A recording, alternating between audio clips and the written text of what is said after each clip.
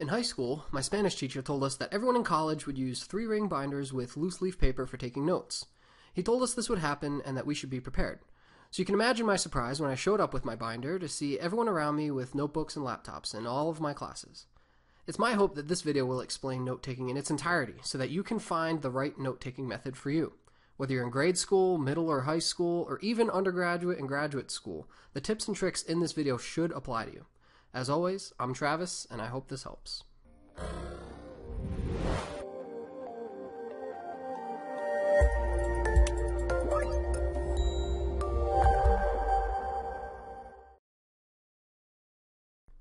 So if you haven't figured it out by now, everyone retains information differently. It's probably a good idea, however, to ignore anyone who says there's only one way to take notes. There are a few rules to taking notes, yes, but they might not be what you think. First, if the teacher writes it on the board, write it in your notes. This is pretty much true without exception, and mostly for one reason. If the teacher writes it on the board, it's because he or she expects you to remember it for the test.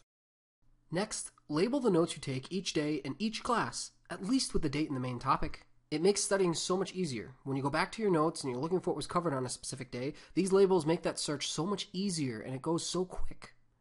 And finally, know your limits. If you know you won't be able to take good notes for whatever reason, ask a friend to take good notes for you so you can look through them and copy them later.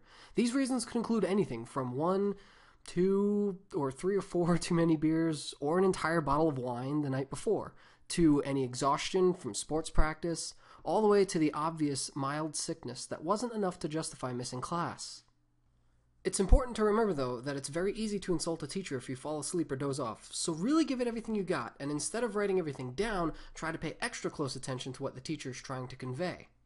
Now, it's important to remember that there are 3 different kinds of learning that you should keep in mind when you take notes. First is visual learning, where information is stored through images.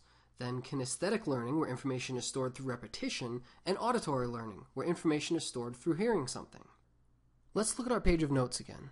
This page of notes is pretty well organized and would probably work pretty well for studying, but let's look at what a little color and editing can do. Now, with minimal work, this page of notes is much more pleasing to the eye and thus much more helpful towards visual learning. Toy around with this and try it yourself. Try to get a gauge on what would work best for you. And maybe you can take notes that aren't all that organized while you're in class, and then you can rewrite them when you're at home later that night. This is a particularly useful method when you have one of those instructors that talks and writes much faster than you can, and most of the class is just a battle to write down as much as you can. Rewriting the notes will not only make them look nicer, but it will also help reinforce what you missed while you were writing, which, again, is an example of learning kinesthetically. And for auditory learning, it's helpful to read aloud while studying, rewriting notes, or doing homework. While I will cover more of this in a future video about studying practices, try to keep in mind that you want notes that will reinforce all 3 of these types of learning, because that's the best way to remember things. Finally, let's actually review 3 methods for organizing notes that the pros recommend. It's a good idea to toy around with each on its own, as well as some combinations to see what you like best, but your notes should definitely take on at least one variant of these 3 methods. First, let's take a look at the Cornell method. The Cornell method is when you split up each page of your notes into 3 sections. Notes, where you take notes like usual. Summary, where you summarize the notes on each page. And cues, where you write cues like questions and remarks to remind yourself of important concepts.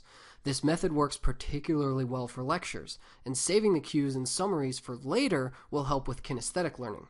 If you're interested in learning more about this method, I've included some links in the description below to videos that explain much further. Now, mind mapping works particularly well for putting together presentations, taking notes at a meeting or seminar, or for outlining thoughts in general. Simply draw the main topic in the middle and branch out to separate ideas from there.